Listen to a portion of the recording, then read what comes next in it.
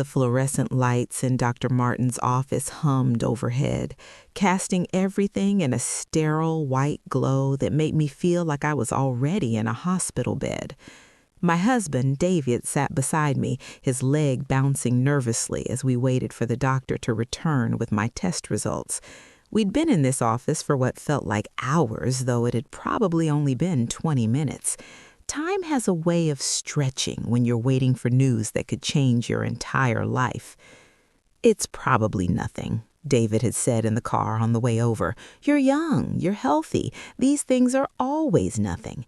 He'd said it with such confidence, such certainty, that I'd almost believed him. Almost.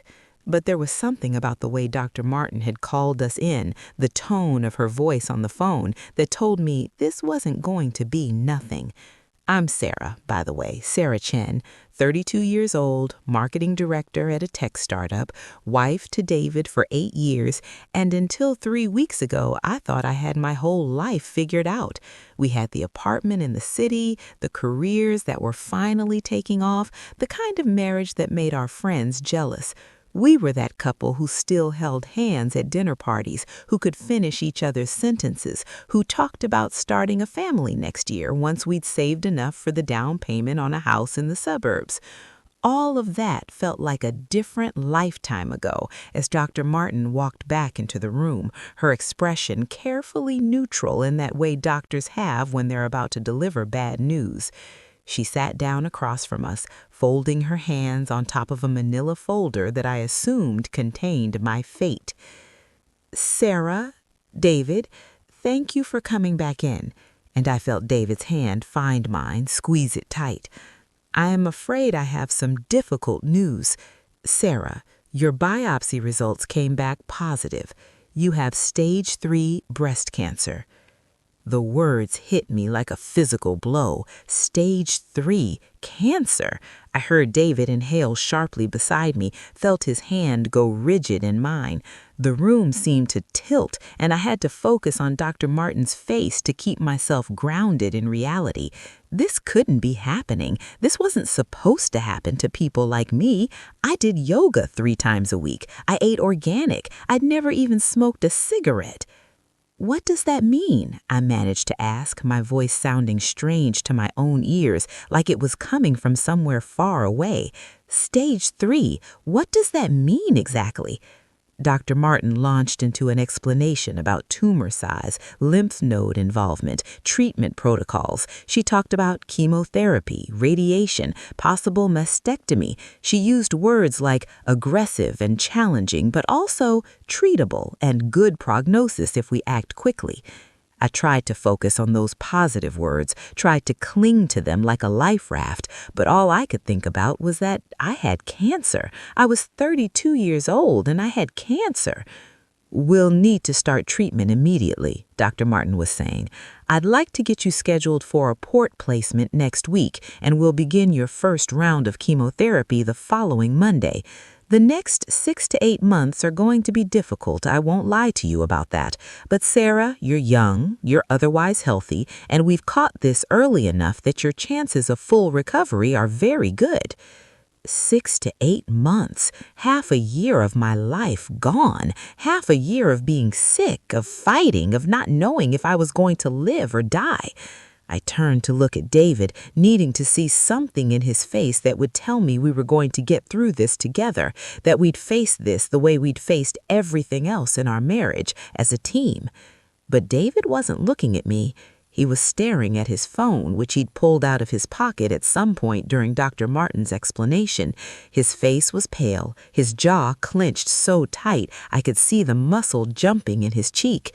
When he finally looked up and met my eyes, what I saw there made my blood run cold. It wasn't fear or sadness or determination. It was something else entirely, something that looked almost like resentment. "David?" I said softly, and he seemed to shake himself to remember where he was and what had just been said. "Right, yeah, of course," he said quickly, putting his phone away and taking my hand again, though this time his grip felt mechanical, obligatory. "We'll get through this. We'll figure it out. but his words sounded hollow, rehearsed, like he was saying what he thought he should say rather than what he actually felt.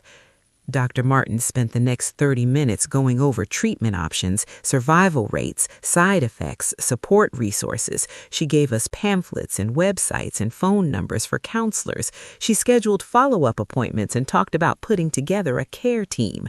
Through it all, David sat beside me, nodding at the right moments, asking the occasional question, but I could feel him pulling away, could sense the distance growing between us, even though we were sitting close enough that our shoulders touched. When we finally left the office and walked out into the bright afternoon sunshine, it felt like it was obscene that the world was still going on as normal. People were walking their dogs, couples were laughing over coffee at sidewalk cafes, delivery trucks were double parked on busy streets. Everything was exactly as it had been when we walked into that building an hour ago, but my entire world had shifted on its axis. We drove home in silence. David kept both hands on the wheel, his eyes fixed on the road ahead. I kept waiting for him to say something, anything, to tell me he loved me, that we'd fight this together, that everything was going to be okay. But he said nothing. The silence stretched between us like a canyon, and with every passing mile, I felt him slipping further away from me. When we got home, David went straight to his home office and closed the door. I stood in our living room, still holding the folder of pamphlets and information sheets, not knowing what to do with myself. Should I start researching treatment options? Should I call my family? Should I go to David and force him to talk to me about this? Instead, I sank down to our couch and let myself cry for the first time since hearing the diagnosis. I cried for the life I thought I'd have, for the plans we'd made that would now have to wait or might not even happen at all. I cried for the fear that was coursing through my veins, for the uncertainty of what lay ahead. And I cried because somewhere, deep down, in a place I didn't want to acknowledge yet, I already knew that this diagnosis hadn't just changed my life, it had changed my marriage, and not in the way I'd hoped. The next few days passed in a blur of phone calls and research and more appointments. I had to tell my boss, Lisa, who was wonderfully supportive and immediately offered to work out a flexible schedule for my treatment. I had to call my parents, who lived 3 states away, and immediately started making plans to fly out and stay with us for a few weeks. I had to tell my best friend, Hannah, who came over that same night with wine and ice cream and held me while I cried. Through it all, David remained strangely absent. Oh, he was physically present.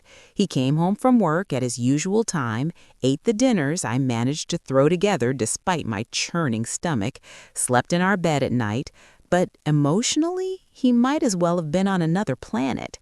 He'd listen when I tried to talk to him about treatment options, nodding in what I thought were the right places, but his eyes would glaze over and I could tell his mind was somewhere else entirely.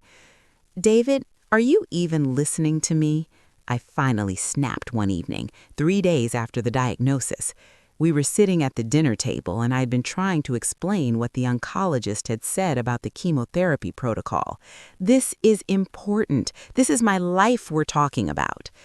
He looked up from his phone, startled. "What? Of course I'm listening. You were talking about the chemo schedule?" "No, I was talking about the side effects, about how I'm going to feel during treatment, about what kind of help I'm going to need from you." I could hear my voice rising, could feel the frustration and fear bubbling up inside me. "David, I need you here. I need you present. I can't do this alone." Something flickered across his face. Guilt, maybe, or annoyance, before he schooled his features back into careful neutrality. "I am here, Sarah. I'm right here. What more do you want from me?" What did I want from him? I wanted him to be my husband, my partner, my rock. I wanted him to hold me and tell me everything was going to be okay. I wanted him to cry with me, to rage against the unfairness of it all, to promise that we'd fight this battle together no matter what. I wanted him to look at me the way he used to look at me, with love and desire and the certainty that we could face anything as long as we had each other. But I didn't say any of that, because the truth was starting to sink in, cold and horrible. My husband didn't want to be here. He didn't want to face this, and I didn't know if anything I said or did could change that. "Never mind," I said quietly, picking at my food without appetite. The silence that fell between us was deafening. David went back to his phone, and I went back to pushing food around my plate, and we sat there like strangers sharing a table rather than two people who'd promised to spend the rest of their lives together. My first chemotherapy appointment was scheduled for the following Monday. When I'd first gotten the date, I had assumed David would take the day off work to come with me. It's what any husband would do, right? But when Monday morning rolled around, David was up at his usual time, getting dressed for work like it was any other day. "You're not coming with me?" I asked, standing in the doorway of our bedroom, watching him knot his tie in the mirror. My voice came out smaller than I intended, almost childlike. He met my eyes in the reflection, and I saw something like guilt flash across his face before he looked away. "I can't, Sarah. I have that big presentation today, remember? The Peterson account? We've been working on it for months. I can't just not show up." "It's my first chemo treatment," I said, and I hated how pleading my voice sounded. "I'm scared, David. I don't want to go alone." "You're not going alone. Your mom is flying in today, right? She can take you." He finished with his tie and turned to face me, and the expression on his face was so closed off, so distant that I barely recognized him. "Look, Sarah, I know this is hard, but life doesn't just stop because you're sick. I still have responsibilities. We still have bills to pay. Someone has to keep things running." The words hit me like a slap. Because you're sick, not because we're going through something difficult, not because our family is facing a crisis, because I was sick, like it was something I'd chosen, something I was doing to inconvenience him. "Right," I managed to say, stepping aside to let him pass. "Of course, the presentation, that's important." He paused in the doorway, and for a moment I thought he might apologize, might realize how hurtful his words had been. But he just said, "I'll try to get home early tonight, see how you're feeling." And then he was gone, and I was left in our bedroom trying to figure out exactly when my husband had become a stranger. My mother, Linda, arrived 2 hours before my appointment. She took one look at my face and pulled me into a hug that made me feel like I was 10 years old again, safe and protected from everything scary in the world. I buried my face in her shoulder and let myself cry, really cry, for the first time since David and I had left Dr. Martin's office. "Where's David?" she asked when I finally pulled away, and I could hear the controlled anger in her voice. My mother had always liked David, had been thrilled when we got married, but she was also fiercely protective of her children, and I knew she could sense that something was wrong. "Work," I said, wiping my eyes. "He had an important presentation." My mother's lips pressed into a thin line, but she didn't say anything. She didn't have to. We both knew what it meant that David had chosen work over being with me for my first cancer treatment. We both knew what it said about our marriage, but neither of us wanted to acknowledge it out loud yet. The chemotherapy infusion center was both better and worse than I had imagined.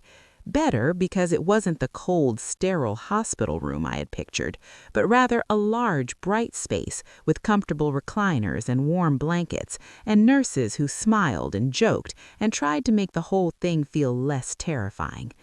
I sat in one of the recliners, my mother holding my hand as the nurse inserted the IV line and hung the first bag of medication. The nurse, whose name tag read Gloria, explained each drug to me, what it would do, what side effects to expect, how long each infusion would take. She was kind and patient and answered all my questions, but I could barely focus on her words. All I could think about was the fact that David should be here. David should be the one holding my hand. David should be the one asking questions and taking notes and promising me that everything was going to be okay. But David wasn't here. And as the chemotherapy began to drip into my veins, as I felt the cold sensation spreading through my arm, I realized with a sick certainty that this was just the beginning, that David's absence today was a preview of all the absences to come, that my husband, the man I loved and trusted and built a life with, was already halfway out the door. Over the next few weeks, David's withdrawal became more and more obvious. It wasn't dramatic. There was no single moment where he announced he couldn't handle this or that he wanted out. Instead, it was 1,000 small abandonments, a slow erosion of our partnership that happened so gradually I almost didn't notice at first. He stopped sleeping in our bed, claiming that he didn't want to disturb me when I was trying to rest. He moved his things into the guest room, just temporarily, he said, just until I was feeling better. But we both knew it wasn't temporary. We both knew he wasn't coming back. He stopped eating dinner with me. He'd work late or claim he'd already eaten with clients or grab something on his way home and eat it in his office with the door closed. Our dining table, which used to be the place where we'd talk about our days and make plans for the future, became a lonely expanse where I sat alone, picking at meals I had no appetite for. He stopped touching me entirely. No more casual kisses when he left for work in the morning, no more hugs when he came home at night, no more hand-holding while we watched TV or his arm around my shoulders, or any of the dozens of small physical connections that had always defined our relationship. It was like he couldn't bear to be near me, like my illness was contagious and any contact might infect him too. My second chemotherapy session came 2 weeks after the first. This time, David didn't even pretend he might be able to come. He just assumed my mother would take me, and she did, and we didn't even discuss it. The absence of discussion felt almost worse than an argument would have. At least an argument would have meant we were still engaged with each other, still invested enough to fight.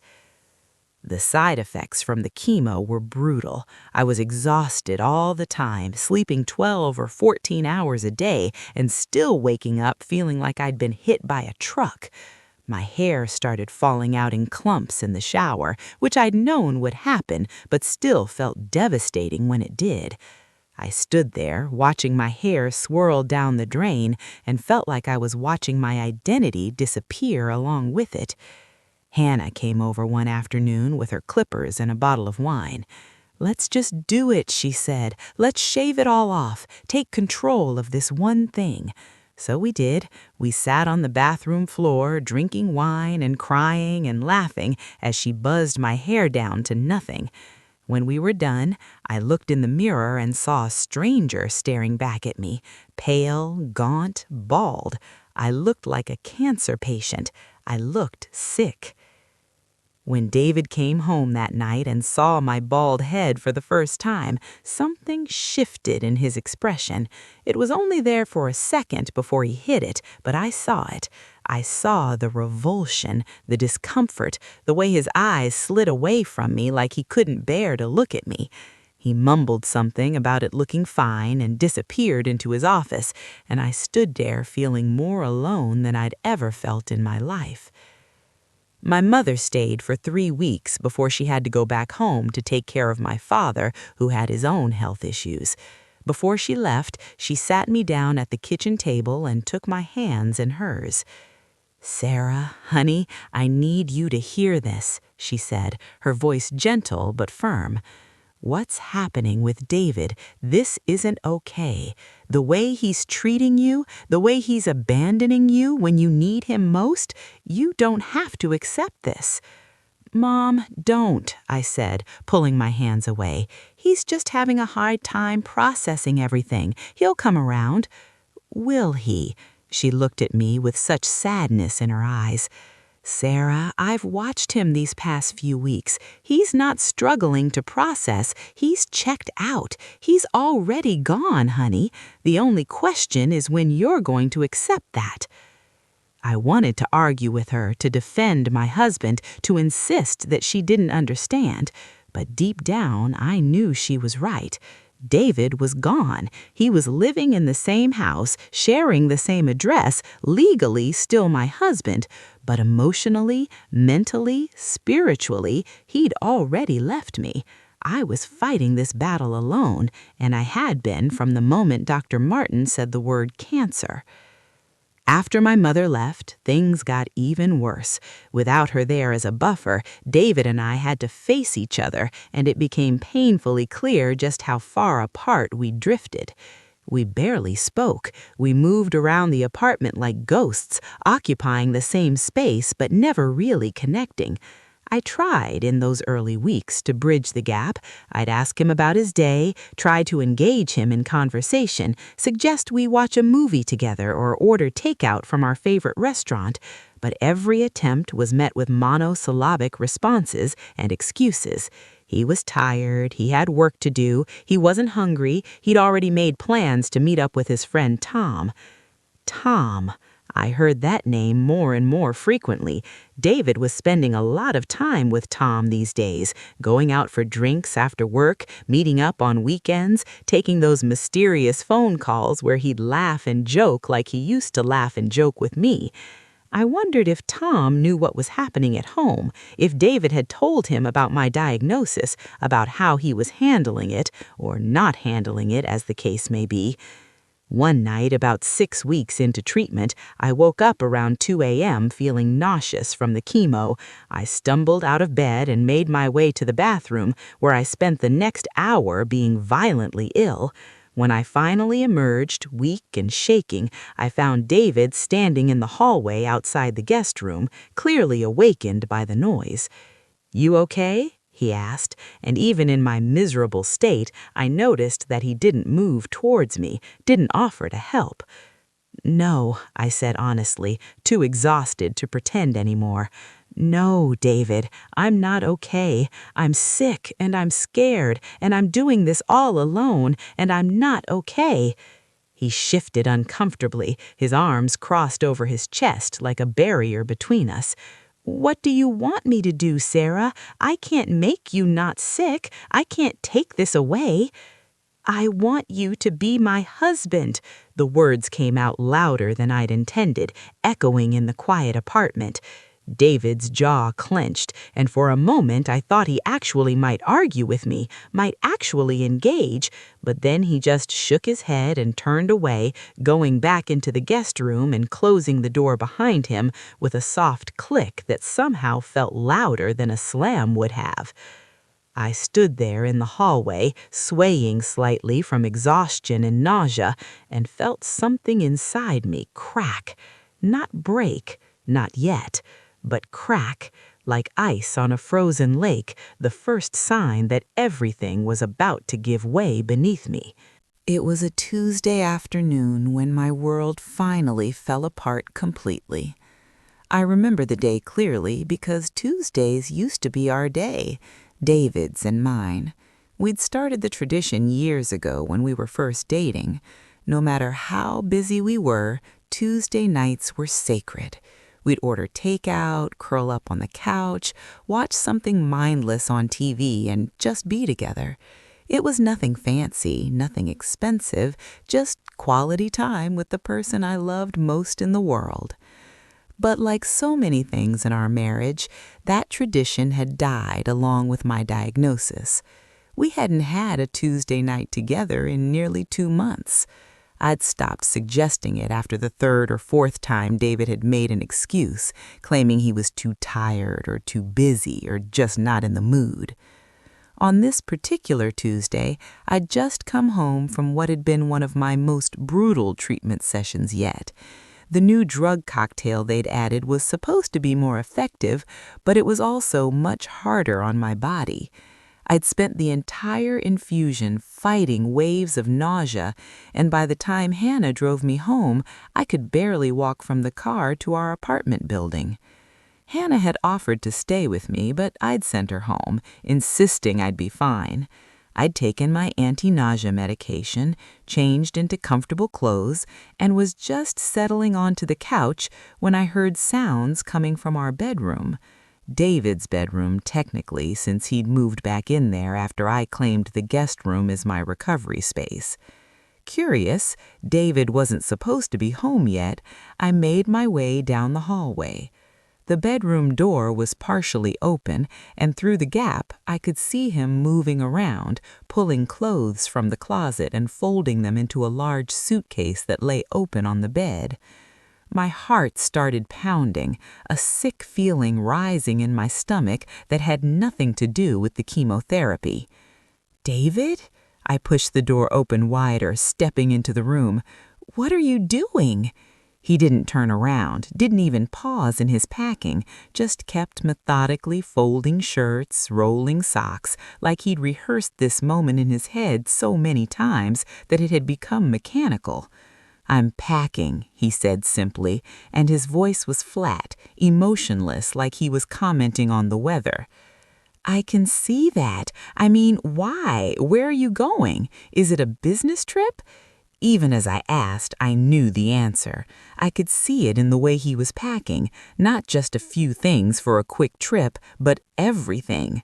Clothes, shoes, toiletries, the framed photo of his parents that usually sat on the nightstand. He was packing like someone who wasn't planning to come back. "I'm leaving, Sarah." Finally, he stopped packing and turned to face me. The expression on his face was one I'd never seen before, a mixture of determination and guilt and something else that might have been relief. "I can't do this anymore. I can't live like this." The room spun, and I had to grab onto the doorframe to steady myself. "Can't do what? Can't live like what?" "This," he gestured around the room, at me, at everything. This situation, this constant stress and worry and sickness. I can't be around it anymore, Sarah. It's making me miserable." "Making you miserable?" I repeated, and I could hear my voice rising, but couldn't seem to control it. "You're miserable? I'm the one with cancer, David. I'm the one going through chemo, losing my hair, throwing up every day, wondering if I'm going to live or die, but you're the one who's miserable?" "I know that," he snapped, and there was the anger I'd been waiting for, the emotion beneath all that careful neutrality. "I know that. Don't you think I feel guilty every single day? But I can't help how I feel, Sarah. I didn't sign up for this. I married a healthy, vibrant woman who was full of life and energy. Not this." Not this. The words hit harder than any physical pain I'd experienced. He couldn't even say sick or cancer patient or any actual description of what I was going through. Just this, like I was some abstract concept rather than his wife, the woman he'd promised to love in sickness and in health. "The vows," I said, and I was surprised by how steady my voice was, how calm I sounded when inside I was screaming. "We made vows, David, in front of our families and friends, for better or worse, in sickness and in health, until death do us part. Or did those words mean nothing to you?" He had the decency to look ashamed for a moment before his expression hardened again. "I know what I promised, but Sarah, be reasonable. No one expects you to honor vows when the circumstances change this drastically. People get divorced all the time. It's just one of those situations where it makes sense to end things." "End things?" I echoed. "End things for who, David? For you? Because it certainly doesn't make sense for me. I'm fighting for my life here, and you're just... What, walking away because it's too hard to watch?" "It's not just hard, it's impossible." His voice rose to match mine. "Every day I come home and you're sicker than the day before. Every day there's some new symptom, some new problem, some new crisis. I can't take it anymore, Sarah. I can't watch you deteriorate. I can't be the one who has to take care of you, who has to be strong all the time. I have my own life to live. I deserve to be happy. There it was, the truth, finally out in the open. He deserved to be happy. Never mind that I was the one suffering. Never mind that I was the one facing the possibility of death at 32. He deserved to be happy, and my cancer was getting in the way of that. I see, I said quietly, and something in my tone made him look at me more closely. You deserve to be happy. You deserve to live your life, and apparently you can't do either of those things if you have to take care of your sick wife. Sarah? No, I get it now. I finally understand. I felt strangely calm, like I'd moved beyond anger into some other emotional territory I'd never visited before. You didn't marry me for better or worse. You married me for better or better. You married the idea of me, the healthy, convenient version that fit neatly into your life without demanding anything difficult. That's not fair, isn't it? I laughed, a harsh sound that hurt my throat. Tell me, David, what have you done for me since my diagnosis? Have you come to a single treatment appointment? Have you held my hair back when I was throwing up? Have you researched treatment options, or talked to the doctors, or done literally anything to help me fight this? Or have you just retreated further and further away, hoping that if you ignored it long enough, it would somehow not be your problem anymore? He didn't answer. He just stared at me, his face flushed, his jaw clenched. And in that silence, we both knew the truth. Get out, I said softly. What? Get out. If you're going to leave, then leave. Don't stand here trying to justify it or make excuses or convince me that abandoning your wife during cancer treatment is somehow the reasonable thing to do. Just take your suitcase and go. He looked almost surprised, like he'd expected me to beg him to stay, to promise I'd be less sick or less needy or less of an inconvenience. But I was done begging. I was done trying to make him want to stay. If he couldn't see that leaving his wife during the fight of her life made him the worst kind of person, then nothing I said was going to change his mind. My lawyer will be in touch, he said stiffly, zipping up the suitcase and lifting it off the bed. About the divorce, about dividing assets, all of that. Of course, I said, because why wait? Why give me time to process or heal or get through treatment? Let's just pile a divorce on top of cancer. That seems fair. He walked toward the door, toward me, and I stepped aside to let him pass. For a moment he paused, like he might say something else, an apology maybe, or some final justification. But in the end, he just walked past me without a word. I followed him to the front door, watched as he set down his suitcase to put on his shoes. My mind was racing, trying to memorize this moment, trying to understand how we'd gotten here. 8 years of marriage, ending on a Tuesday afternoon with a suitcase and a lawyer's promise. David picked up his suitcase again and opened the door. Then, finally, he turned back to look at me one last time. I hope you understand, he said quietly. I hope someday you can understand why I had to do this.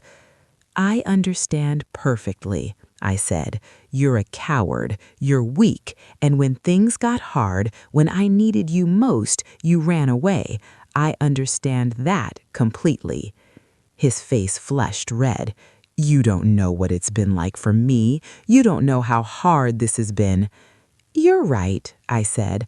I don't know how hard it's been for you to watch someone you claim to love go through cancer treatment, but I know how hard it's been for me to actually go through it while being abandoned by my husband.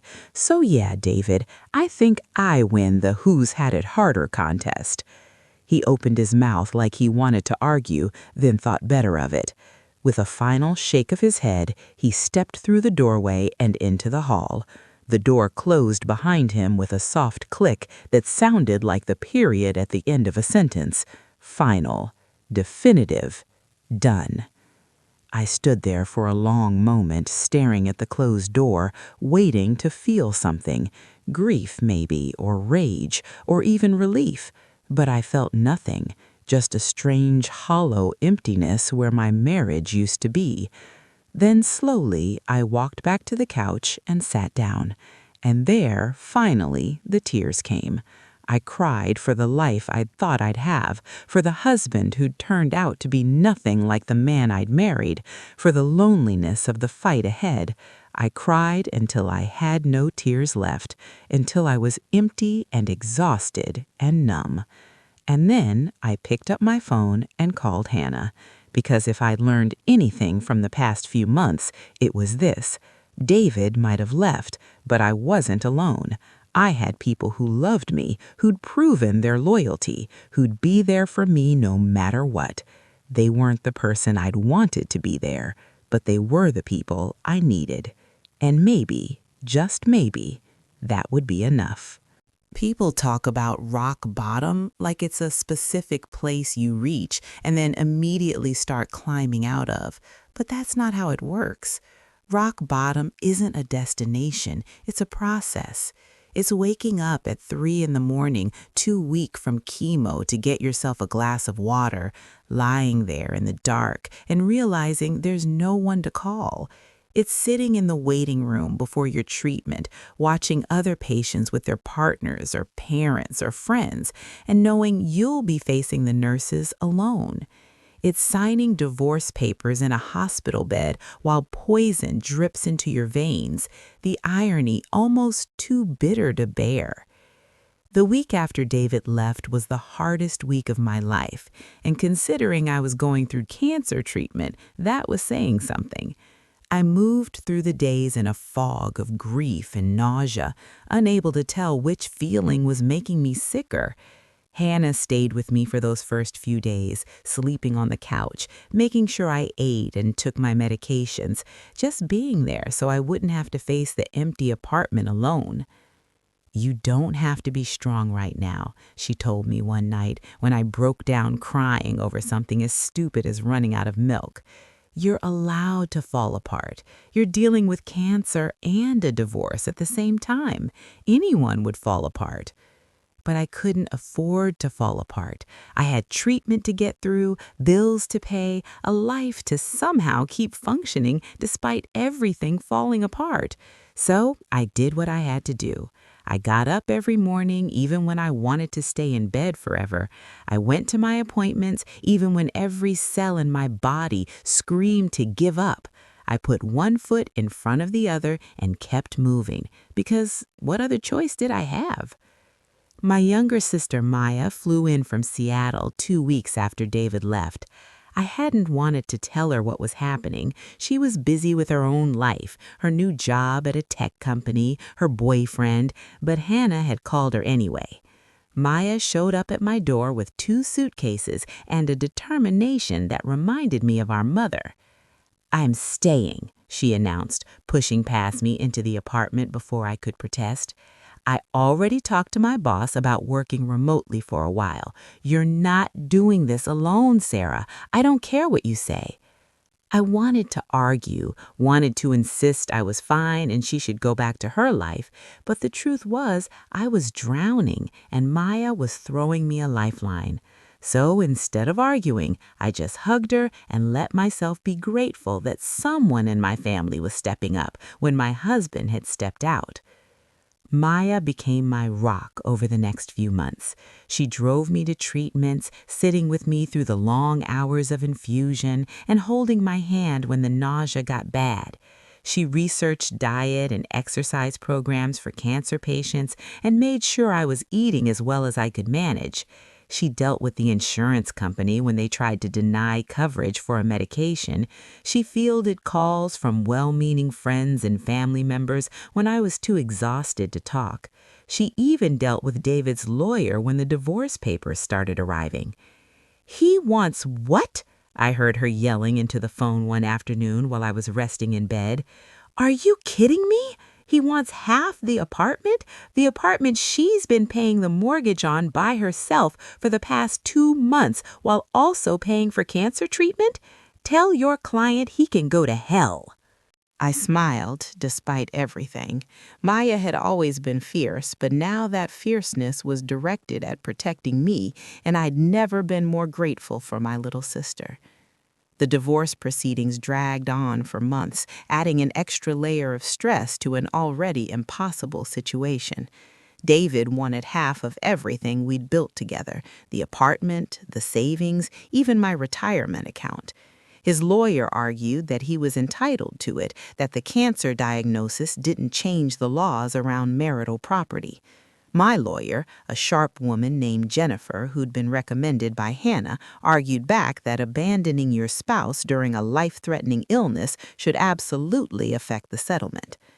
"The judge might not see it that way," Jennifer warned me during one of our meetings. "Legally, no-fault divorce means exactly that. It doesn't matter why the marriage ended, just that it did. But I'll fight for you, Sarah. What he did was unconscionable, and I'll make sure he doesn't profit from his cruelty." The irony was that David probably thought he was being reasonable, even generous. He'd offered to let me keep the apartment if I bought out his half of the equity. Never mind that I was barely working because of my treatment schedule, that my medical bills were piling up despite insurance, that I could barely afford groceries some weeks, let alone a 6-figure buyout. He wanted his money, and he wanted it now, and my cancer was just an inconvenient detail that shouldn't affect the timeline. But here's what I learned during those brutal months of treatment and divorce. You find out who people really are when things get hard, and more importantly, you find out who you really are. I discovered a strength in myself I didn't know I had, not the kind of strength that makes you impervious to pain or able to push through anything, but a quieter kind of strength, the strength to accept help when you need it, to admit when you're scared, to keep going even when you can't see the light at the end of the tunnel. I also discovered who my real friends were. Hannah and Maya, obviously, but also people I'd barely known before my diagnosis, like Rosa, another patient I'd met in the infusion center, who became my chemo buddy and would text me encouragement before each session. Like my colleague Tim, who covered for me at work without ever making me feel guilty about my absences. Like my neighbor, Mrs. Chin, who started leaving homemade soup outside my door once a week with little notes saying, "Eat this, get strong." These people, most of whom owed me nothing, showed up in ways my husband never had. They proved that love and loyalty aren't about obligation or legal contracts. They're about choice. They're about deciding that someone else's well-being matters more than your own comfort. They're about showing up, especially when it's hard. Around month 4 of treatment, something shifted. The scans came back showing that the tumors were shrinking. Not gone, not yet, but shrinking. The chemotherapy was working. I was going to make it. Dr. Martin was cautiously optimistic. "You're responding well to treatment," she said, reviewing the results with me and Maya. "If we continue on this trajectory, I think we can talk about remission in the next few months." Remission. The word felt like a prayer answered. It meant I would survive this. It meant I had a future. It meant David had abandoned me right when I needed him most, but I'd fought this battle without him, and I was winning. The realization hit me one night as I was lying in bed, too exhausted to sleep. David had left because he didn't want to watch me deteriorate, didn't want to be tied to someone who might die. But I wasn't dying. I was fighting, and I was winning, and I was doing it all without him. He'd given up on me, but I hadn't given up on myself. And more than that, I realized I didn't want him back.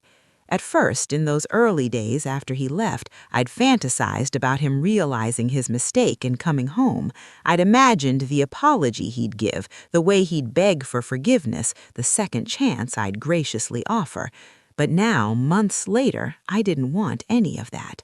I didn't want a man who only wanted me when I was convenient. I didn't want a partner who would abandon me at the first sign of real hardship. I didn't want to spend the rest of my life wondering if he'd leave again the next time things got difficult. I wanted better. I deserved better, and slowly, painfully, I was starting to believe that. Month 6 brought the news I'd been praying for: remission. Dr. Martin said the word with a smile that lit up her whole face, and I burst into tears right there in her office. Not tears of sadness this time, but tears of relief and joy and disbelief that I'd actually made it through. "You did it, Sarah," Maya said, hugging me tight while I sobbed into her shoulder. "You fought and you won. I'm so proud of you." But remission didn't mean the fight was over. I still had months of recovery ahead of me, still had to rebuild my strength and stamina, still had to deal with the aftermath of what the cancer and the treatment had done to my body. My hair was starting to grow back, but it came in completely different, darker, curlier, shot through with silver that I decided not to dye. This hair had grown after cancer, and I wanted to honor that by leaving it natural. I was also dealing with the emotional aftermath. Therapy became a regular part of my routine, weekly sessions with Dr. Patterson, a psychologist who specialized in cancer patients and medical trauma. She helped me process not just the cancer, but the divorce, the abandonment by my spouse during a life-threatening illness. Most people would struggle to process even one of those things. You're dealing with all of them at once. Give yourself permission to not be okay all the time. So I did. I gave myself permission to be angry at David for what he'd done. I gave myself permission to grieve the marriage I thought I had. I gave myself permission to be proud of myself for surviving. And slowly, week by week, session by session, I started to heal. Not just physically, but emotionally too. Around month 8, I started thinking about the future in a way I hadn't been able to before. During treatment, I'd been so focused on just surviving each day that I couldn't think beyond the next scan, the next treatment, the next milestone. But now, with remission confirmed and my energy slowly returning, I could start planning again. Not the plans I'd had before, the house in the suburbs, the kids, the picture-perfect life with David. New plans, better plans, plans that were just for me. I'd always wanted to go back to school to get my master's degree in social work. Before the cancer, David had discouraged it. "Why waste the time and money," he'd said. "You already have a good job. Why take on more debt for a degree you don't need?" But now, without David's voice in my head telling me what I should and shouldn't do, I could hear my own voice clearly. And my voice was saying, "Do it. Go back to school. Follow your dreams. You survived cancer. You can survive anything." So I applied to graduate programs. I wrote my personal statement about my experience with cancer, about how it had shown me the power of compassionate care and support, about how I wanted to help others facing similar battles. I sent in my applications and tried not to hope too hard, but deep down I knew this was my path forward. I also started a support group for people who'd been abandoned by partners during serious illness. It turned out I wasn't alone. There were so many others out there who'd gone through something similar, who'd been left by spouses or partners when they got sick. We met every Tuesday night, yes, Tuesday, reclaiming that day as mine, in a community center meeting room. We'd share our stories, our struggles, our victories. We'd remind each other that we were strong, that we deserved better, that survival wasn't just about beating the disease, but about rebuilding our lives afterward. Leading that group became one of the most meaningful things I'd ever done. Every week I'd see people walk in broken and scared, just like I'd been. And every week I'd watch them slowly transform, finding strength they didn't know they had. It was like watching myself in a mirror, seeing my own journey reflected back at me through their experiences.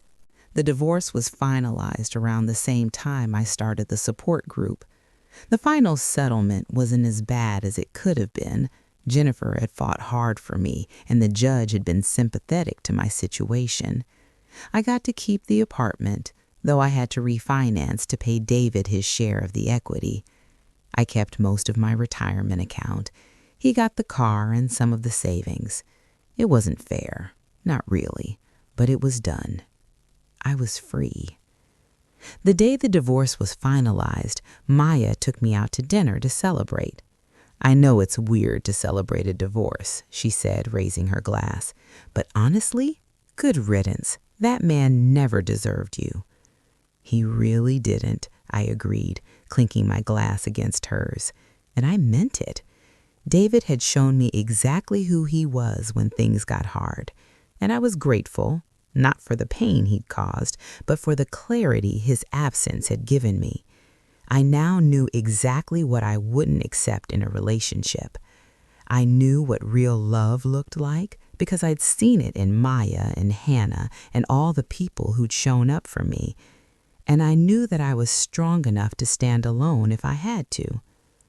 I redecorated the apartment, getting rid of everything that reminded me of David and our life together. I painted the bedroom walls a deep, rich blue, a color David would have hated, but I loved. I bought new furniture, new art, new everything. Every corner of the apartment became mine, reflecting my taste, my style, my vision.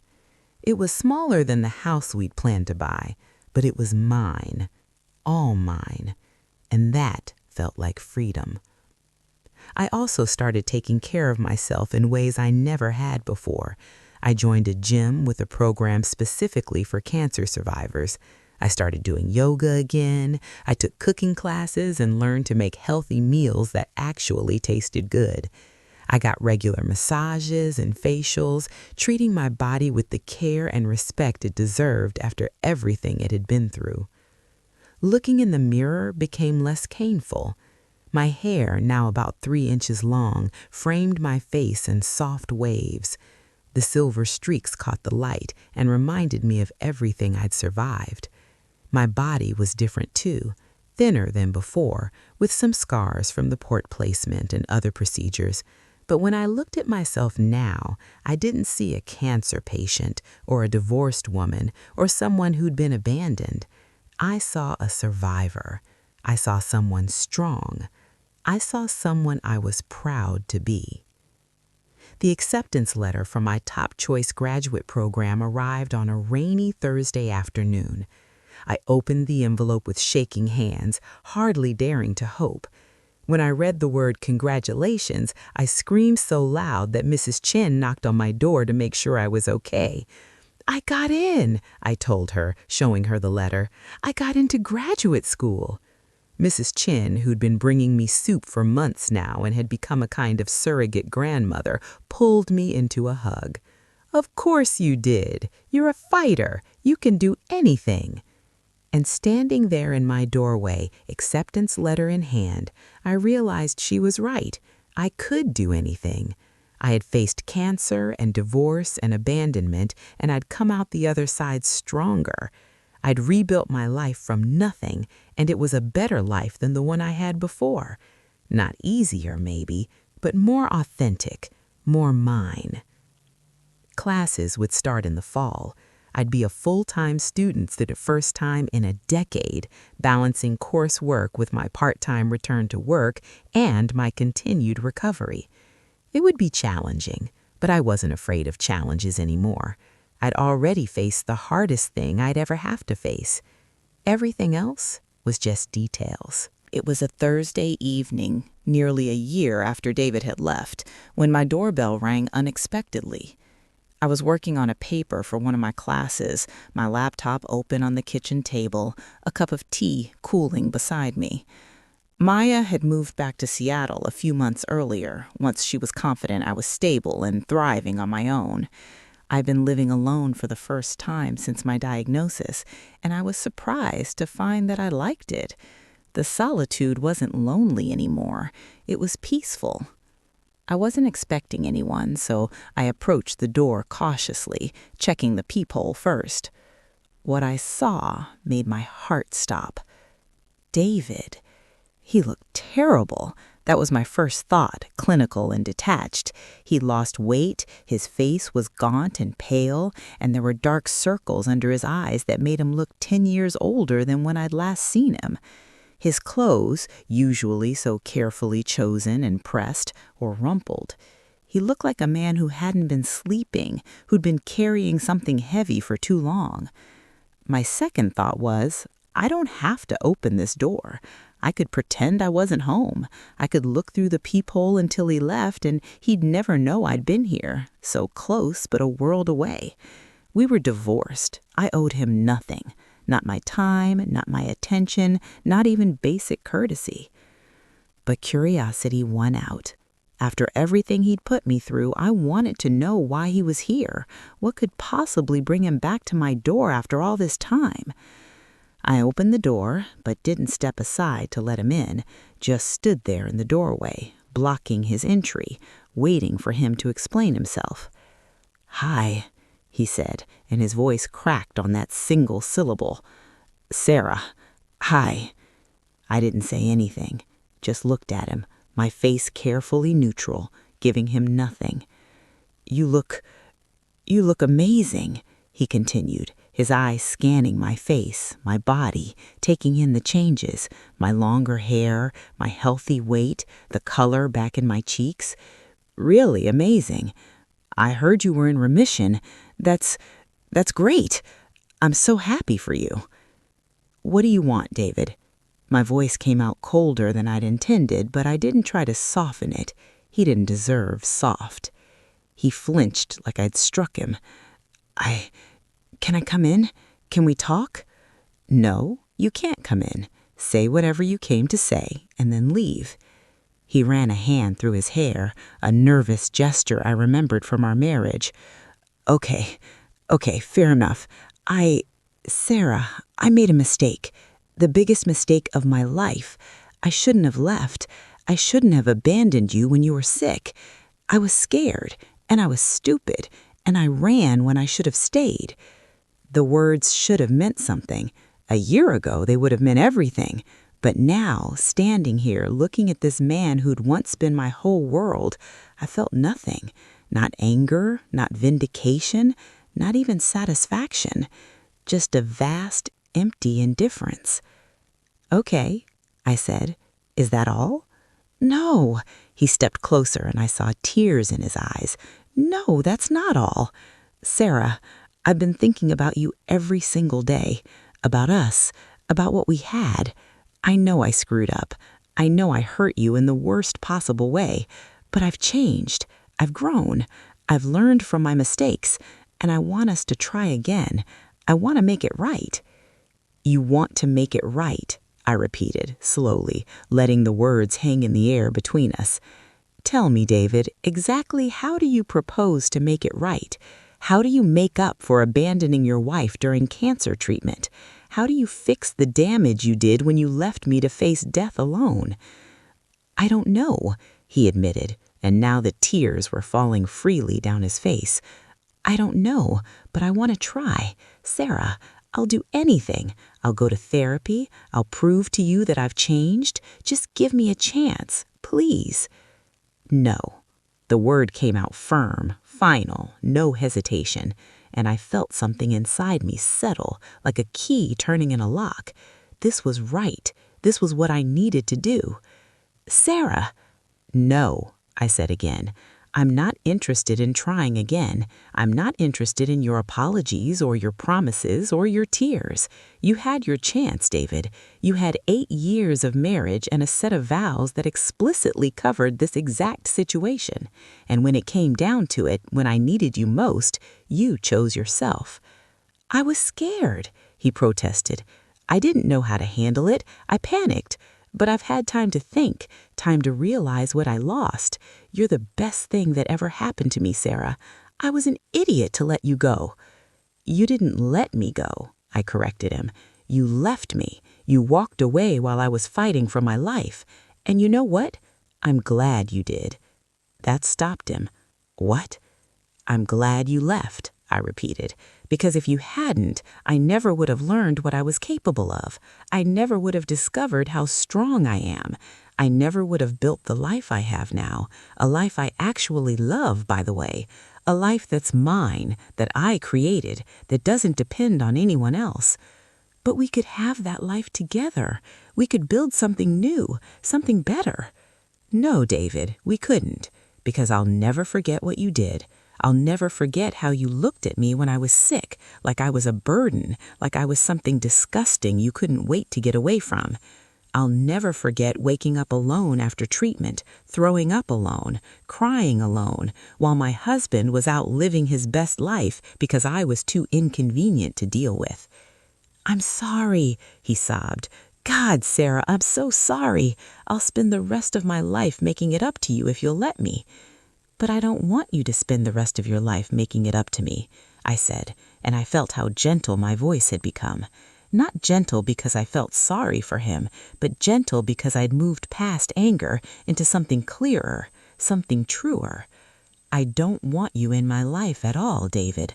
Not as my husband, not as my friend, not even as an acquaintance. You showed me exactly who you are when things get hard, and I believe you." He stared at me, and I could see him processing my words, could see the moment he realized I wasn't going to change my mind. "You really mean that? You're really not going to give me another chance?" "I really mean it. And honestly, David, you should be thanking me because you don't actually want me back. You want the idea of me back. You want the healthy, easy version that fits neatly into your life. But that's not who I am anymore. I'm someone who's been through hell and came out the other side changed. I'm someone who knows her worth now. I'm someone who won't settle for less than I deserve. And what I deserve is someone who won't run when things get hard." "I can be that person," he said desperately. "I can be better. Just give me a chance to prove it." I shook my head. "You already had that chance. You blew it. And I'm not interested in gambling my emotional well-being on the possibility that you might have changed. I learned a lot during my treatment, David.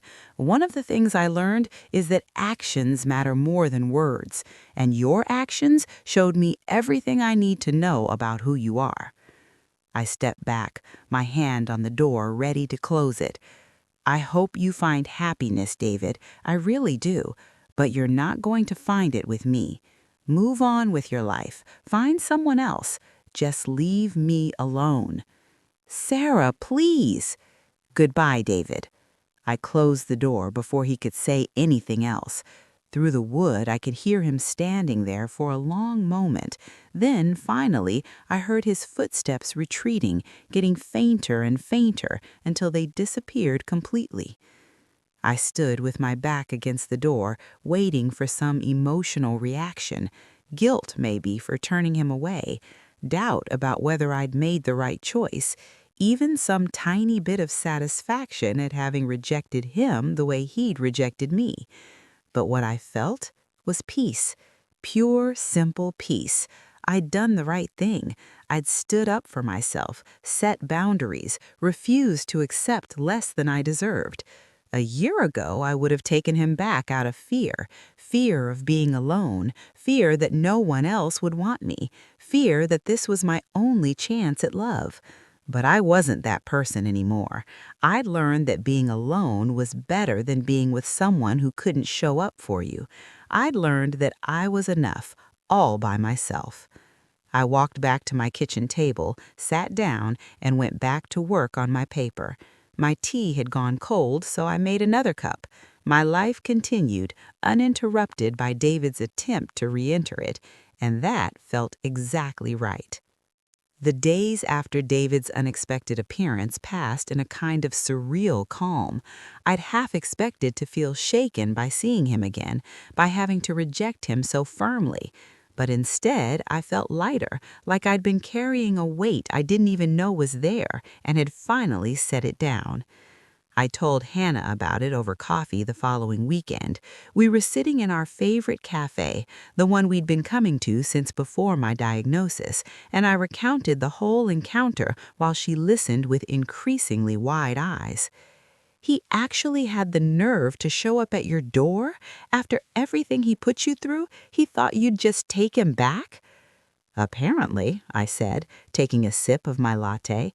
I think he genuinely believed I'd been waiting for him to come back, like I'd been sitting around pining for him while I went through cancer treatment and rebuilt my entire life. The arrogance, Hannah muttered. Then she looked at me more closely. But you're okay. Really okay? I considered the question seriously. Yeah, I really am. In fact, I think I needed that encounter. I needed to see him again and realize that I didn't feel anything. No anger, no love, no desire to reconcile. Just nothing. It confirmed that I've really moved on. Good, Hannah said firmly, because you deserve so much better than that coward. You always did.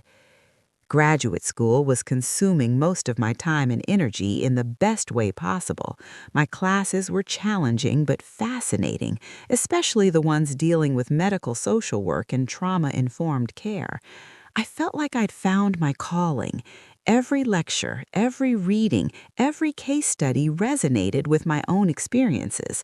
I wasn't just learning theory, I was learning how to help people like me, people who'd been through hell and needed someone to guide them back.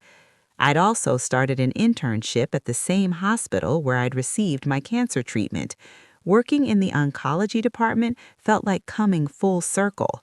I'd walk past the infusion center where I'd spent so many hours, where Gloria and the other nurses had taken such good care of me, and feel a deep sense of purpose. This was where I was meant to be. My support group for abandonment survivors continued to meet every Tuesday night. We'd grown from the original handful of people to nearly 20 regular attendees. Each week, I'd watch people transform, going from broken and bitter to strong and hopeful. Some moved on quickly, ready to date again and find new relationships. Others, like me, were content to be single, to focus on themselves and their healing. One Tuesday evening, about a month after David's visit, a new member joined our group. His name was James, and his story was heartbreakingly similar to mine. His wife had left him 3 months into his treatment for leukemia, claiming she couldn't handle the stress. He was now a year in remission, but still struggling with the emotional fallout. After the meeting, as I was stacking chairs and cleaning up, James approached me. "Thank you," he said simply, "for creating this space, for sharing your story. I've been so angry since my wife left, but hearing you talk about how you turned that pain into purpose, it gives me hope that maybe I can do the same." "You can," I assured him. "It takes time and it's not a straight path, but you can absolutely rebuild your life into something even better than what you had before. I'm living proof." He smiled, and I noticed for the first time that he had kind eyes. "Would you maybe want to grab coffee sometime? Outside of group, I mean. I'd love to hear more about your past to social work." I hesitated. I hadn't dated anyone since David left, hadn't even thought about it, really. I'd been so focused on my recovery and my education and my work that romance had seemed like a distant possibility, something for future Sarah to worry about. But looking at James, at his kind eyes and his hopeful expression, I thought, why not? It was just coffee, a conversation between two survivors who understood what the other had been through. It didn't have to be anything more than that unless I wanted it to be. "Sure, coffee sounds nice." We exchanged numbers, and he left with a smile that made me smile too.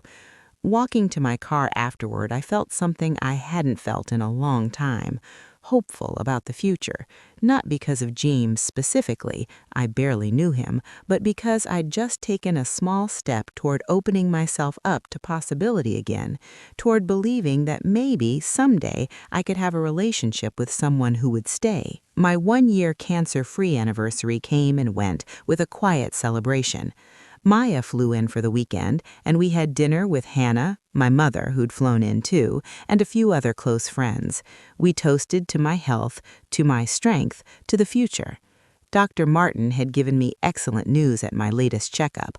All my markers looked good, my scans were clean, and she was confident in my continued remission. "You're one of my success stories," she told me, beaming with pride, "not just because you beat the cancer, but because of what you've done with your survival, the support group, the social work program, the way you're helping others. That's what it's all about, Sarah. That's how we turn suffering into meaning." Her words stayed with me. Turning suffering into meaning. That's exactly what I'd done, wasn't it? I took the worst experience of my life and used it to fuel positive change, not just for myself, but for others too. I did go for coffee with James. We talked for 3 hours that first time, sharing our stories in more detail than we had in group. He was a software engineer, divorced before the cancer, no kids. His wife had left him citing irreconcilable differences, though he suspected she'd just met someone else and was looking for an excuse. The cancer diagnosis had come a year after the divorce was finalized, and he'd reconnected with his ex-wife briefly, hoping they could support each other as friends. Instead, she'd told him she didn't have the emotional bandwidth to deal with his illness and stopped responding to his messages.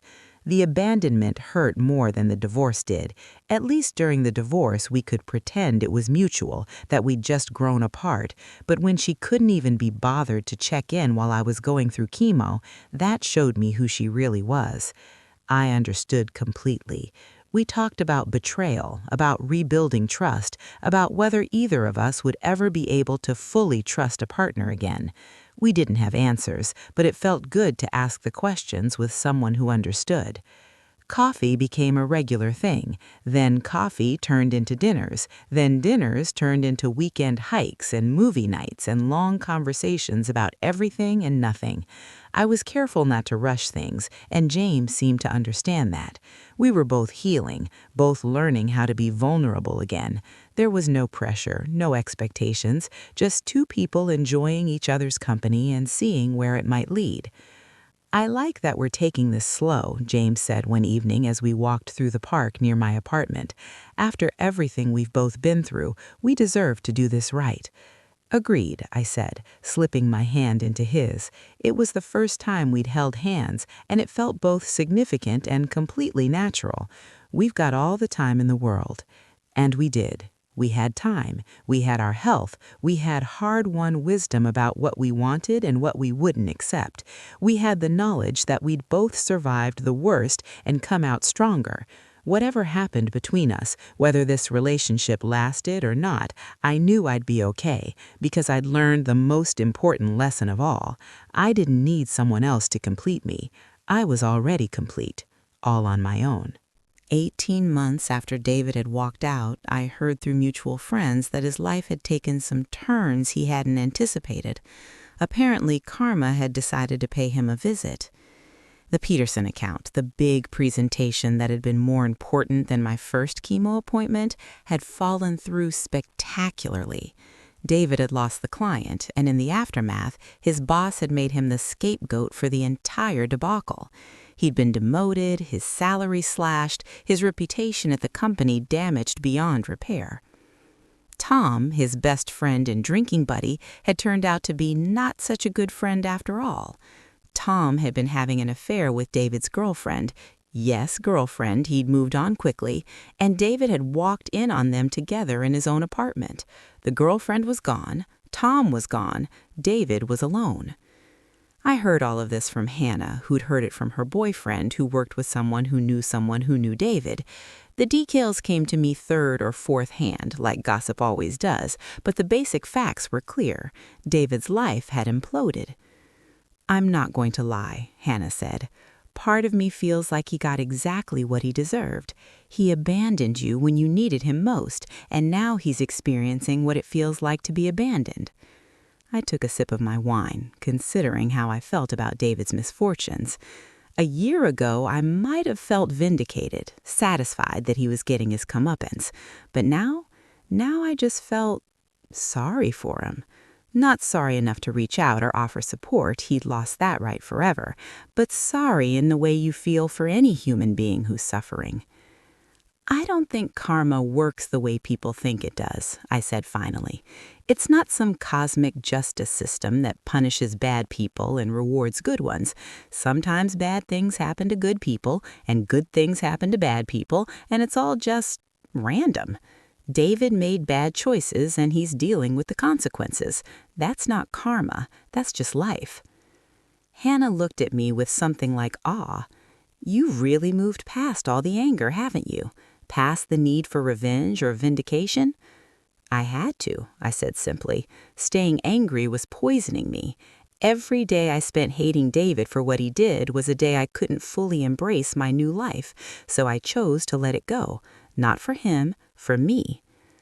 A few weeks later, I got a text from an unknown number. When I opened it, my heart sank. It was David.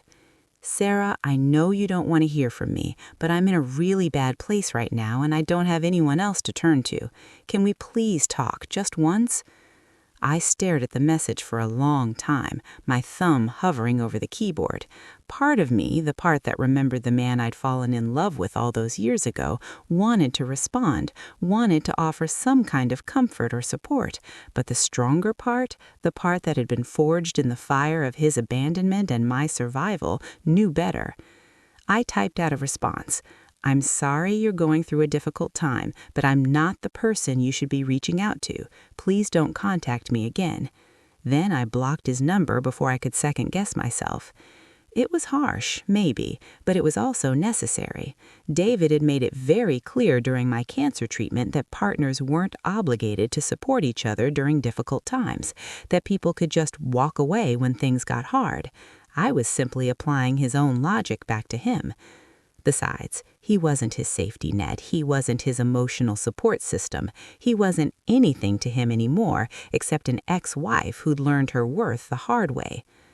My second year of graduate school was going even better than the first. I'd been selected for a prestigious fellowship that would fund my final year and give me the opportunity to do research on abandonment trauma in cancer patients. It felt like everything was coming together. My academic work, my personal experience, my desire to help others. This was my purpose, what I was meant to do. James and I had been dating for nearly 6 months, and it was good. Really good. He was kind and patient and emotionally available in ways David never had been. When I had a bad day, he listened. When I needed space, he gave it to me without making me feel guilty. When I had a cancer scare, a suspicious result on a routine scan that turned out to be nothing, he came with me to every appointment, held my hand through the fear, celebrated with me when we got the all clear. This is what it should have been like with David, I told Dr. Patterson during one of our sessions. This is what it means to have a partner who shows up. And how does that make you feel? She asked. I've thought about it. Grateful, and also angry retroactively, because now I know what I was missing with David. Now I know how different things could have been if he'd just been capable of being there for me. That's a normal response, Dr. Patterson said, but try not to focus too much on what could have been. Focus on what is. You have a partner now who treats you the way you deserve to be treated. That's what matters. She was right, of course. James wasn't perfect. No one was. But he was present. He was committed. He'd proven time and again that he wouldn't run when things got difficult. And that was everything. I heard about David one more time, about 6 months later. This time the news came from his sister, Melissa, who I'd always liked during our marriage. She called me out of the blue one afternoon, apologizing for reaching out, but saying she felt I should know. David's in therapy, she told me, real therapy, not just the couples counseling he agreed to do with that girlfriend. He's actually working on himself, trying to understand why he acted the way he did when you were sick. That's good, I said, and I meant it. I hope it helps him. He wanted me to tell you that he understands now, that he gets why you won't forgive him, that he doesn't blame you. Melissa paused. He also wanted me to tell you that he's proud of you, of everything you've accomplished. He reads about your support group online sometimes, and he says you're doing amazing work. I felt a lump form in my throat, but not from sadness, from closure.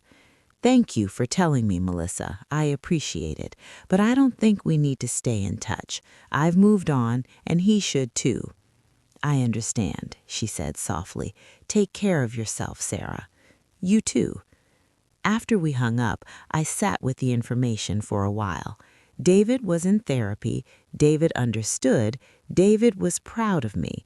All of these things were nice to know, I supposed, but they didn't change anything. They didn't undo the damage he'd done or the suffering he'd caused. They didn't make me want him back or even want him in my life in any capacity. They were just words, and I'd learned that actions mattered more than words. David's actions when I needed him had shown me everything I needed to know. Whatever growth or insight he was experiencing now was for him and his future relationships. It had nothing to do with me. I went back to my work, to my studies, to my relationship with James, to my life, and I felt at peace with my choices, not because David was suffering or because I'd gotten some cosmic revenge, but because I'd built something beautiful out of the ashes of what he'd destroyed, because I'd turned my trauma into purpose, because I'd learned to love myself enough to demand better. That was my victory, not his downfall, but my rise. 2 years after my diagnosis, I graduated with my master's degree in social work. The ceremony was held on a beautiful spring morning, and as I walked across the stage to accept my diploma, I looked out at the crowd of family and friends who'd come to celebrate with me. Maya was there, of course, cheering louder than anyone else in the auditorium. Hannah sat next to her, tears streaming down her face. My mother and father were in the front row, beaming with pride. Mrs. Chen had come, bringing soup in a thermos because she couldn't break the habit. Members of my support group filled an entire section, some of them cancer survivors themselves, all of them people who understood what this moment represented. And James was there too, sitting with my family, fitting in so naturally that you'd think he'd always been a part of my life. He caught my eye and gave me a thumbs up, and I couldn't help but smile. After the ceremony, we all went out to celebrate at my favorite restaurant. Over dinner, my father stood up to make a toast.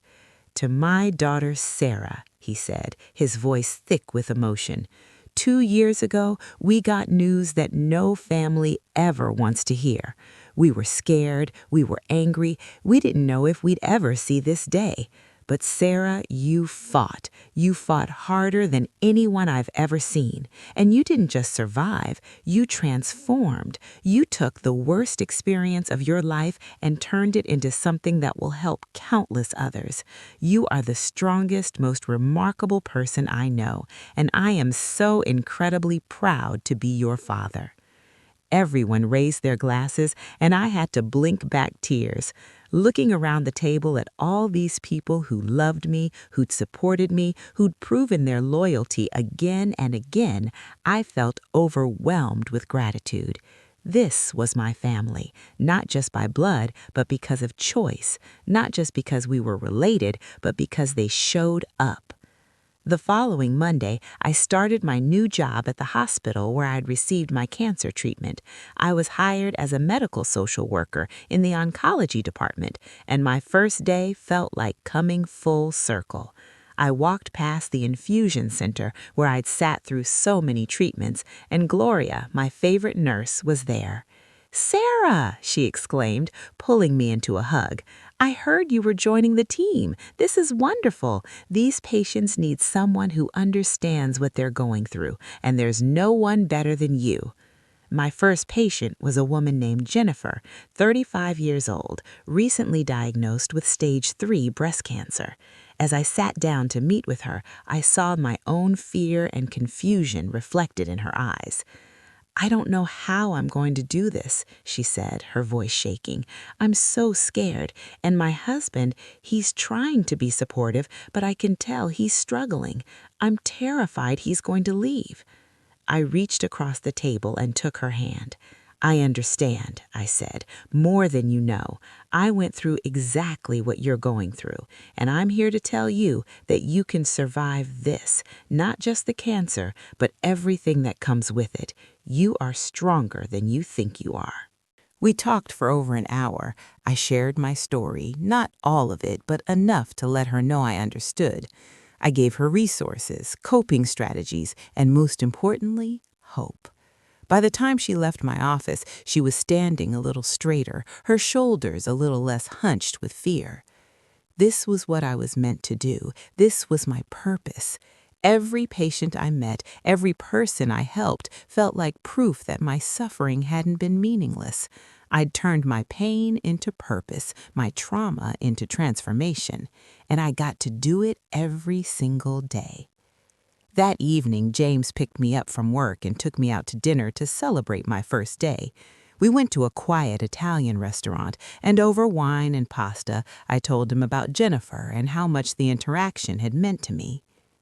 "You know what's amazing?" James said, reaching across the table to take my hand. "A couple of years ago, David left you because he couldn't handle your cancer.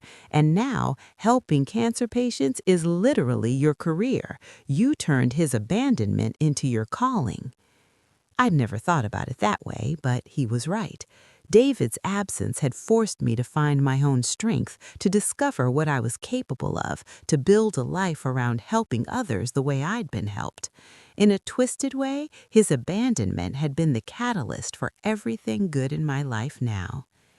"Thank you," I said to James, "for seeing me, for staying, for being everything he wasn't." "Sarah, I'm not trying to be better than your ex-husband," James said seriously.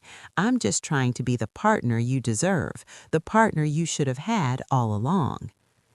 Later that night, as I was getting ready for bed, I looked at myself in the bathroom mirror. My hair had grown out fully now, the silver streaks more prominent than ever. I'd gained back most of the weight I'd lost during treatment, and I looked healthy, strong, vibrant. But it was my eyes that had changed the most. They weren't sad anymore. They weren't scared. They were wise. They were fierce. They belonged to a woman who'd stared death in the face and decided to live anyway. I thought about the Sarah who'd sat in Dr. Martin's office 2 years ago, hearing the word cancer for the first time. I thought about how scared she'd been, how desperately she'd needed her husband to tell her everything would be okay. I thought about how her world had crumbled when he walked away instead. If I could go back and talk to that Sarah, what would I tell her? I would tell her this: you will survive. You will fight and claw and struggle, and there will be days when you want to give up, when dying seems easier than continuing to fight, but you will survive. And on the other side of this nightmare, you will find a version of yourself that is stronger, braver, and more authentic than you ever imagined possible. You will learn what real love looks like, not from the man who promised it and then ran, but from the people who show up without being asked. From your sister who moves across the country to take care of you, from your best friend who never misses a treatment, from strangers who become friends, brought together by shared trauma and determination to heal. You will discover strength you didn't know you had. You will face your worst fears and realize they don't have power over you anymore. You will rebuild your life from nothing, and it will be better than anything you'd planned before. And someday, years from now, you will look in the mirror and recognize yourself again. Not the woman you were before the cancer, she's gone and you can't get her back, but someone new, someone forged in fire, someone who knows her worth and won't settle for less, someone who has transformed pain into purpose and survived into thriving.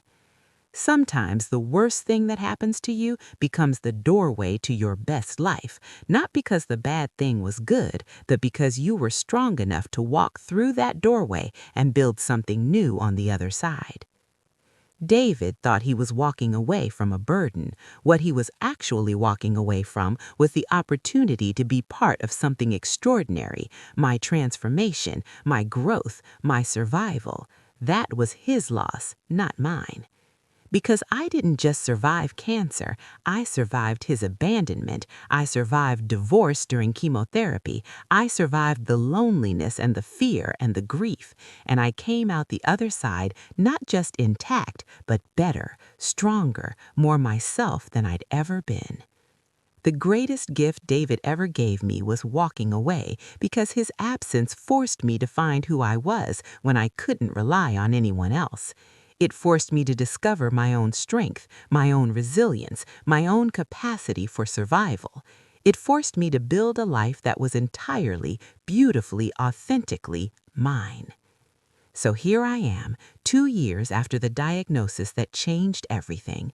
I'm cancer-free, I have my master's degree, I have a career helping others navigate the nightmare I survived, I have a partner who shows up, I have a support system built on actual loyalty rather than empty promises. I have a life I'm proud of, that I built with my own 2 hands. And I have peace. Real peace, not the kind that comes from everything going according to plan, but the kind that comes from surviving everything going wrong and discovering you're still standing. The person who leaves you at your lowest doesn't deserve to be there for your highest. The person who abandons you when you're broken doesn't get to celebrate with you when you're whole. The person who couldn't see your worth when you needed them most doesn't deserve to benefit from the strength you found without them.